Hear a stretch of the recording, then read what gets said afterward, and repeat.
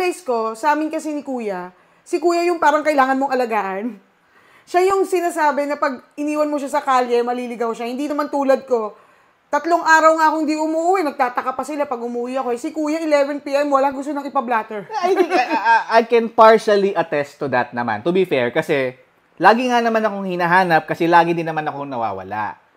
At lagi kang naliligaw. Siguro I would say mas social ako na person or mas social ako na kid before. Hindi ako as social right now. Pero nung bata ako, mas longing ako for, you know, friendships, relationships, not romantic, not just romantic, definitely.